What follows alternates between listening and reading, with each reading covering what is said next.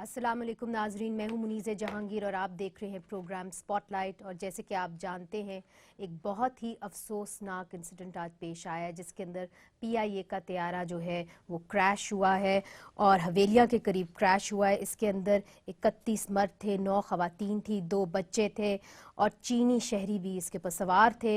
और अफसोस के साथ आपको बताना पड़ता है, जिस तरह कि आप जानते हैं कि जुनेद जमशेद साहब भी उसी तैयारे के ऊपर थे। शफकत साहब, आप डिफेंस कमेटी के अंदर है, एक ज़माने में एविएशन डिफेंस कमेटी के नीचे तहत आती थी। मुझे ये बताइए कि ये जो इतना अफसोसनाक वाक़या हुआ है, क्या उम्मीद है कि इसकी साफ और शफाफ तहकीकात हो पाएगी? बिस्मिल्लाहिर्रहमानिर्रहीम। बिल्कुल तहकीकात होनी चाहिए और बेलाग होनी चाहिए, लेकिन असल चीज़ तो ये है कि PIA का बुरा हाल है और बड़े सालों से बुरा हाल है। और कई दफ़ा ख्याल आता है कि जहाँ पे उसके बाकी सारे शोबे जो हैं वो ठीक तरीके से नहीं चल रहे, तो उसका इंजीनियरिंग का शोबा कैसा होगा। तो अगर वहाँ भी कोई कमी और कमज़ोरी या कोताही है तो हम सब की जानें जो PIA से ट्रैवल करते हैं सब ख़तरे में हैं।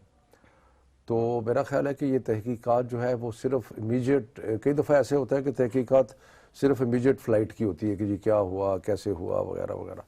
मेरा ख़्याल है कि तहकीकात का दायरा बढ़ा के और जो सारा मेंटेनेंस सिस्टम है वो सारा भी चेक करना चाहिए कि उसके अंदर तो फ्लॉज नहीं है, उसमें तो कोई फॉल्ट नहीं है। कामरान मुर्तज़ा साहब, आप माहिर कानून हैं, साबिक सदर हैं सुप्रीम कोर्ट बार एसोसिएशन के। इस तरह के हादसे होते रहे हैं, ए ब्लू के अंदर तो कम अज़ कम तहकीकात हो गई, मगर जो हेलीकॉप्टर क्रैश हुआ है उसके अंदर कोई तहकीकात नहीं हो पाई। आप क्या समझते हैं कि इस क्रैश के बाद क्या ये लाजिम नहीं होना चाहिए कि जो भी क्रैश हो उसके ऊपर जो है तहकीकात मुकम्मल हो? चूंकि देखें, जानी नुकसान हुआ है, लोगों के दिल दुखे हैं और ये एक नेशनल ट्रेजेडी है। बिल्कुल कौमी नुकसान है। पहले तो आपके तवस्सुत से सब लोगों से जिनके अजीज़ व अकरबा, बल्कि सब हमारे अपने अजीज़ व अकरबा हैं, ये सारे जितने भी इस हादसे में फुतीदगियाँ हुई हैं, तो उन सब से ताज़ियत।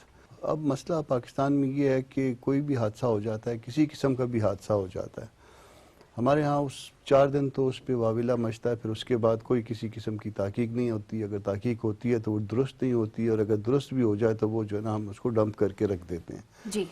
उसके बाद हम उससे सबक नहीं सीखते। देखिए, ये हादसा जो लोग इसमें मरे हैं उनको वापस नहीं लाया जा सकता, मगर कल मरने वालों को तो बचाया जा सकता है। ये हमने कभी भी शायद नहीं सोचा। ठीक। मोहसिन शाहनवाज रांझा साहब, बहुत बहुत शुक्रिया हमारे इस प्रोग्राम में आने का। ये बताइए, आप इस वक्त हुक्मरान जमात को रिप्रेजेंट कर रहे हैं। हमारे दोनों जितने भी पार्टिसिपेंट्स हैं उन्होंने कहा है कि जी तहकीकात कई दफ़ा तो शुरू होती है मगर मुकम्मल नहीं होती। आज आप हुकूमत की तरफ से क्या गारंटी दे सकते हैं कि ये जो हादसा हुआ है इसकी तहकीकात की रिपोर्ट सामने आ जाएगी? पहले तो जैसे सब लोग इस चीज़ का इजहार कर रहे हैं, दुख का, गम का, ये वाकई ये एक बहुत गम से भरा हुआ लम्हा है हमारे लिए, पूरी कौम के लिए। और जो हादसा हुआ, और मैं आपकी वसातत से जो उनके लवाहिकीन हैं उनसे भी इस गम की घड़ी में उनसे गम का, दुख का इजहार करता हूँ। और अल्लाह ताला उनको जन्नतुल फिरदौस में जगह अता फरमाए, उनकी मग़फ़िरत फरमाए। और जहाँ तक हादसे का सवाल है, बिल्कुल मैं यहाँ पे ही बैठ के ये बात करूँगा और बड़े कन्विक्शन के साथ ये बात करूँगा कि हम यकीनी तौर पे will make sure, the government will make sure इंशाल्लाह कि जो भी इसमें इश्यूज़ हैं जिसकी वजह से ये हादसा पेश आया, जहाँ पर जिस तरह प्लेन क्रैश हुआ, जो भी इसकी रिपोर्ट है वो हम ज़रूर सामने लेके आए। नाज़रीन, हमने वक्फे पे जाना है। यकीनन ये एक बहुत बड़ी ट्रेजेडी है, इसकी पर इंक्वायरी बाकी है और अगर ब्लैक बॉक्स मिलता है तो उसे काफ़ी मालूमात मिल सकती हैं। वक्फे के बाद हाजिर होते हैं।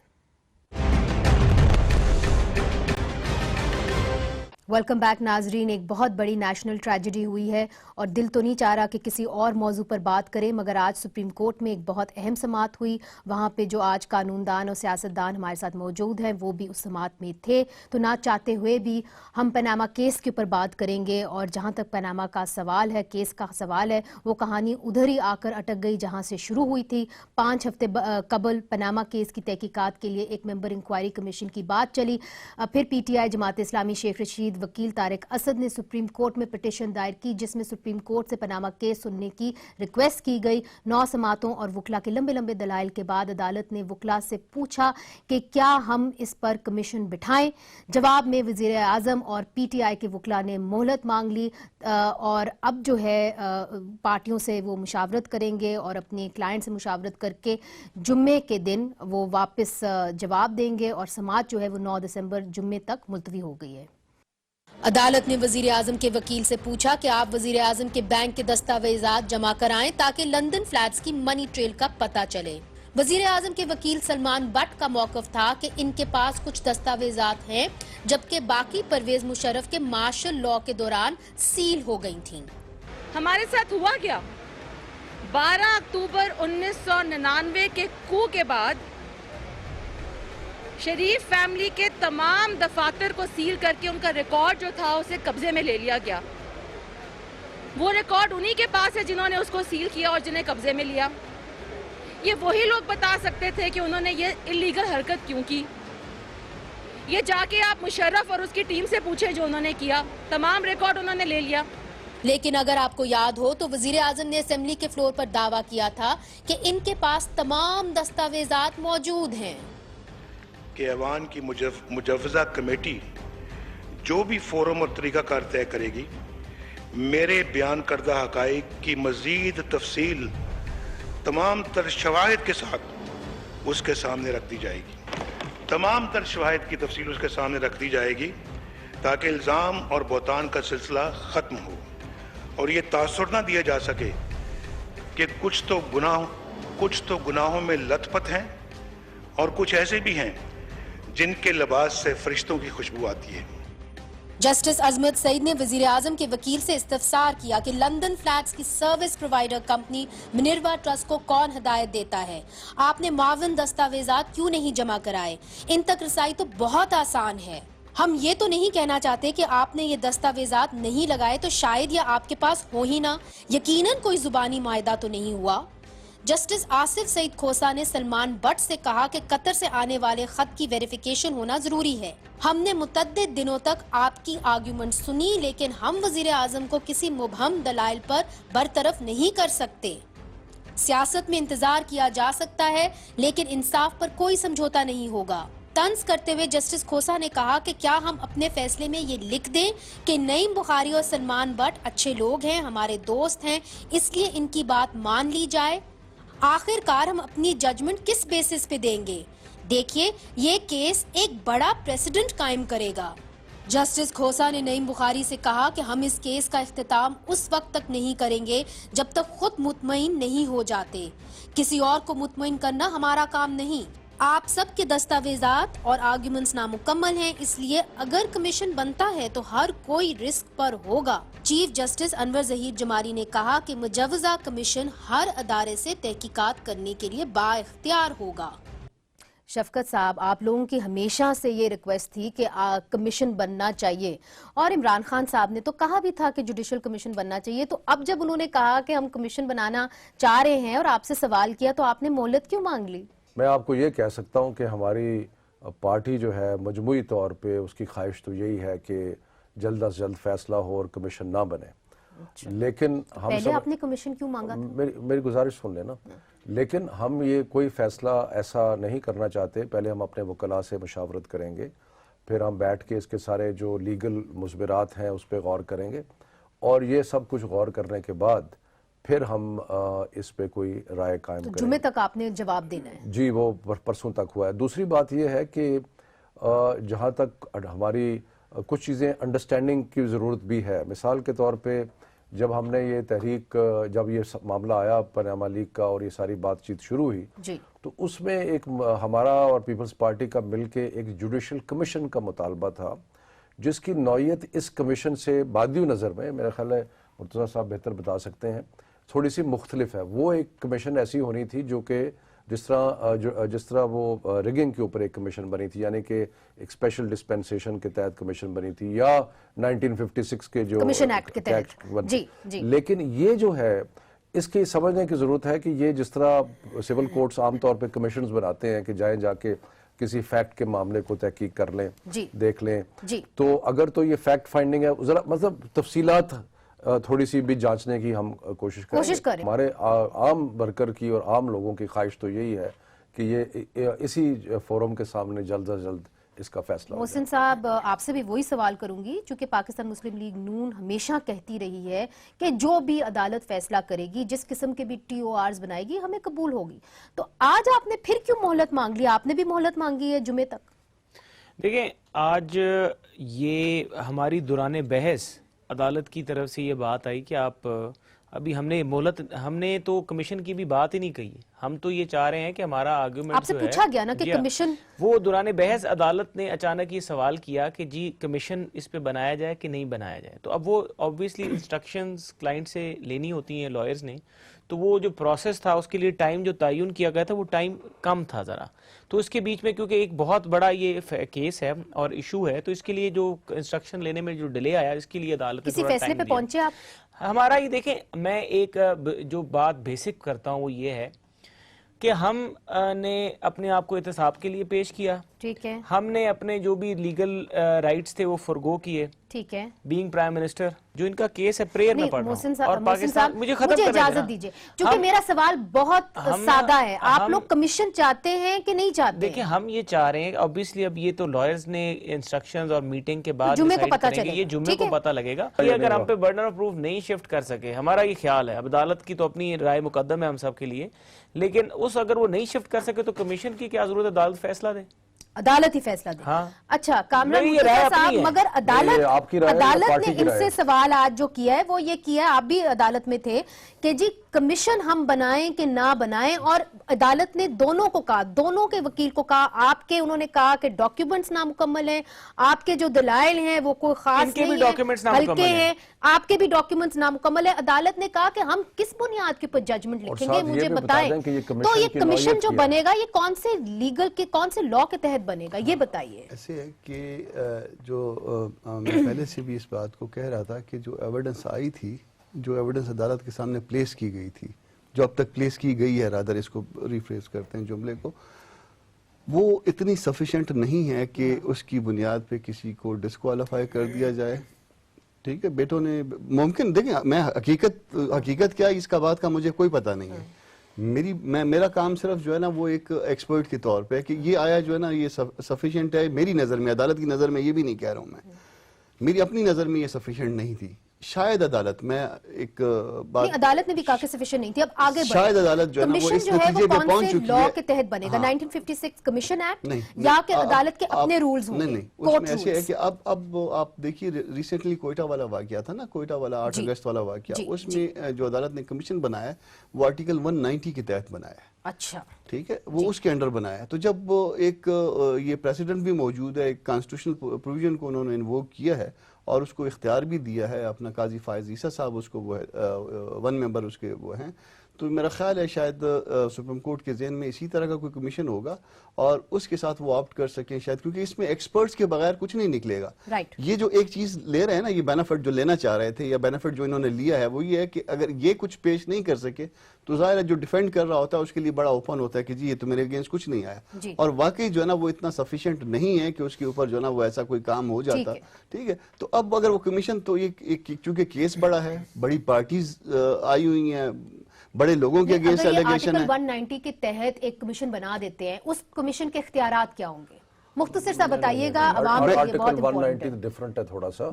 ये जो पहला जो अभी कमीशन बनाया ना काजी फायज वाला, उसमें इसी को इन्वोक किया उन्होंने, क्वेटा अटैक के हवाले से, हाँ। मगर उसके अंदर उनकी क्या क्या इख्तियारात हैं? एनीथिंग उसमें जी, मोहसिन साहब। हाँ जी, नहीं, आप वो बता तो दीजिए। 190 के तहत तो सुप्रीम कोर्ट का, क्योंकि सिटिंग जज जो पहले किसी ने कहा था, वो तो किसी भी इदारे से, किसी से भी कोई भी तो शहादत आप यही तो चाहते थे?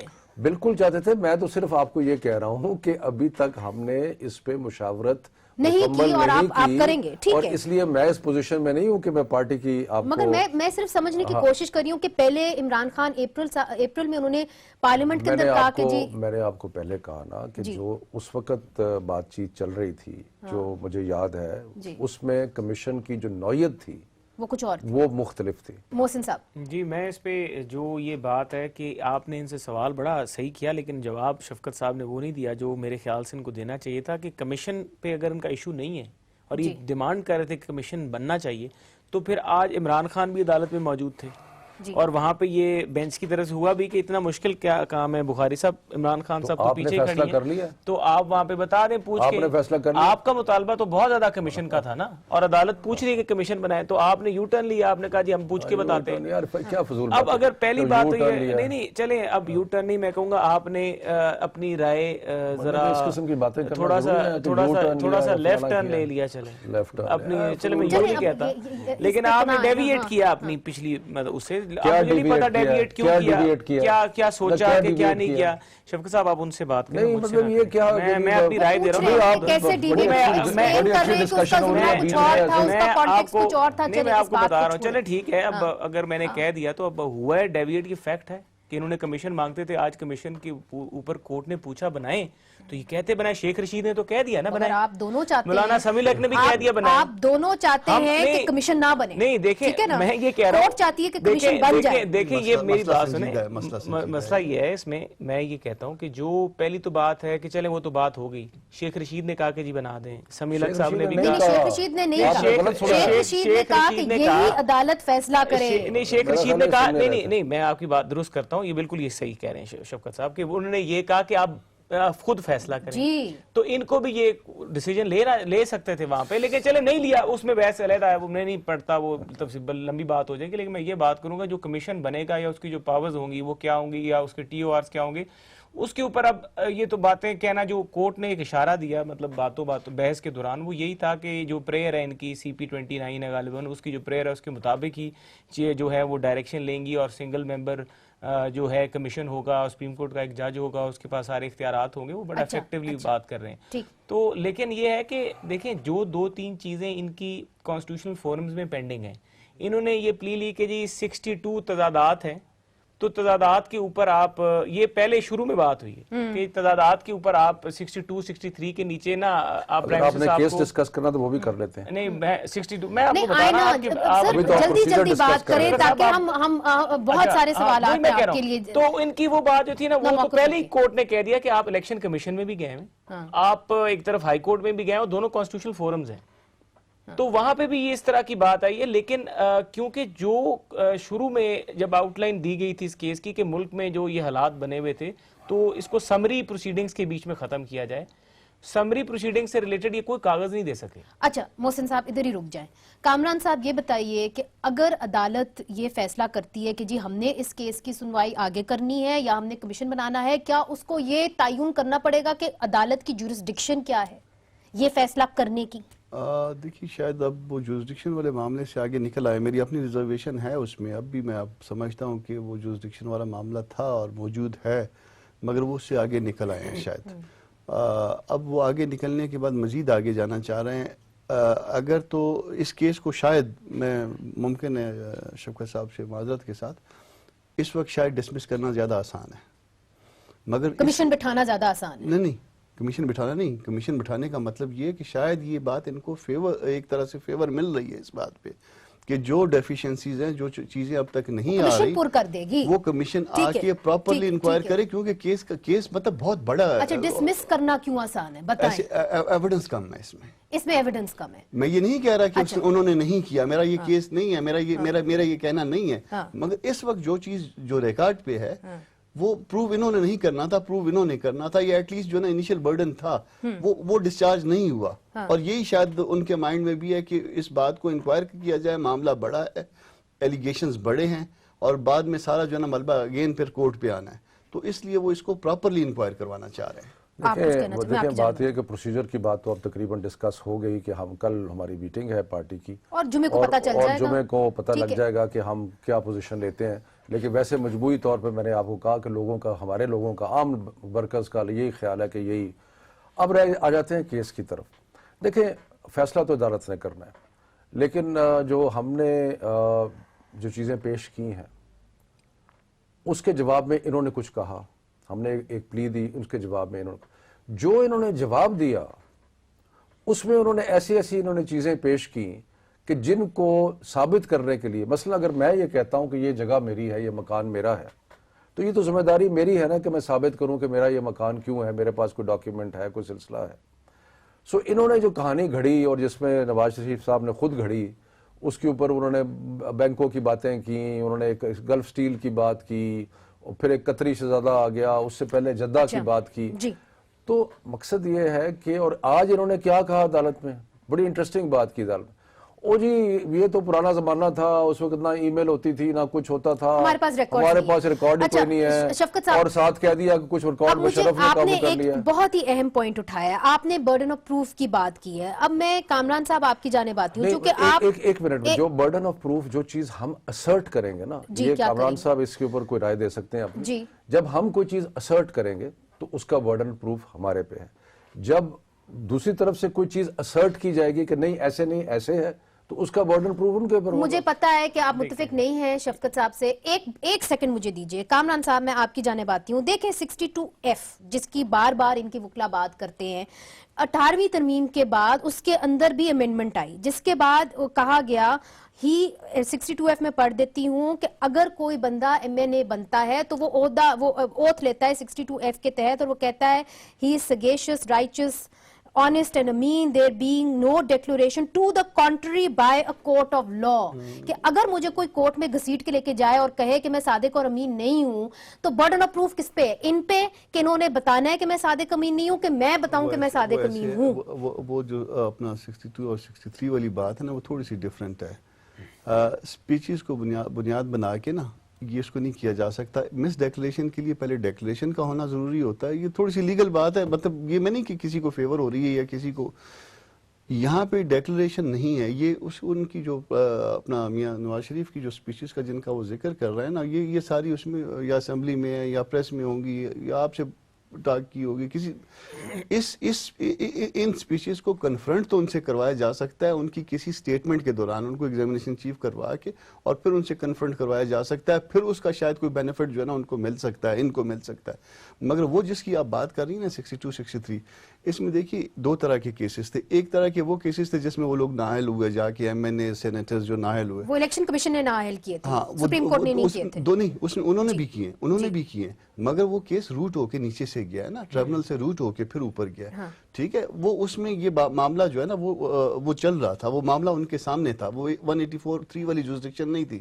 یا پھر محمد رضوان گل والے کیس میں جو ہے نا وہ ڈائریکشن آ گئی تھی، اصول انہوں نے وضع کر دیا تھا اور اختیار پھر دے دیا تھا اپنا الیکشن کمیشن کو. ٹھیک ہے، یہ دو طرح کی باتیں تھی. یہاں پہ یہ اپلائی نہیں کر رہا، وہ کیس جو ہے نا وہ اسٹرکٹلی اپلائی نہیں کر رہا. یہاں پہ کسی اور طرح سے یہ یوز کر سکتے ہیں، کسی اور اینگل میں یوز کر سکتے ہیں. اچھا ادھر آئے نا، جو آج بات ہو رہی ہے محسن شاہ نواز رانجھا صاحب، اگر آج بات ہو رہی ہے تو کیا ان کو پھر سیشن کورٹ میں جانا پڑے گا نا اگر یہ 62F کو انووک کرتے جو یہ کرنا چاہ رہے ہیں؟ نہیں ایسا بھی نہیں ہے. اس سیشن کورٹ میں یہ نہیں جا سکتے، سیشن کورٹ میں الیکشن کمیشن جا سکتا ہے. 76 کو انووک کر سکتا ہے روپا کے، یا 82 کو، ان دونوں کو ملا کے وہ جو انووک کرنا ہے نا وہ الیکشن کمیشن جائے گا، یہ نہیں جائیں گے، میں نہیں جا سکتا. اچھا ہاں، اس طرح تو فلڈ گیٹ کھل جائے گا نا. اس وقت جو یہ جو کورٹ ہے یہ ٹرائل کورٹ نہیں ہے اور یہ اس کو انووک نہیں کر سکتے. یہ ایک اہم بات ہے اور اس کو سمجھنے کی ناظرین ضرورت ہے. ہم نے ایک وقفے پہ جانا ہے، مگر وقفے کے بعد ہم آپ کو دکھائیں گے کہ جماعت اسلامی بھی کیا کہتی رہی ہے. آپ کو یاد ہوگا کہ جماعت اسلامی نے کہا تھا کہ کمیشن بنائیں، طارق اسد صاحب کی پٹیشن موجود ہے، انہوں نے بھی کہا کہ پٹیشن بنائیں، مگر انہوں نے کیا مطالبہ کیا ہے وزیر اعظم نواز شریف سے، وہ آپ کو دکھائیں گے وقفے کے بعد.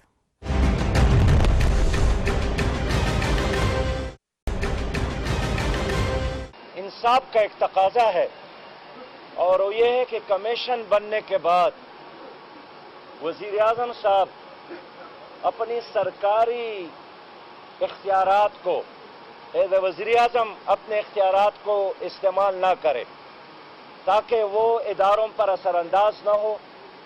اور جن اداروں کی بات سراج الحق صاحب کریں، وہ FBR کی بات کریں، نیب کی بات کریں، مگر اس سے پہلے کہ میں محسن شاہ نواز رانجھا صاحب سے اس کا ریاکشن لوں، میں صرف آپ سے یہ ایک بات واضح کرنا چاہتی ہوں کہ کامران مرتضیٰ صاحب یہ کہہ رہے ہیں کم از کم کہ اگر PTI نے وزیر اعظم کو نااہل کرنا ہے تو ان کو الیکشن کمیشن جانا ہوگا.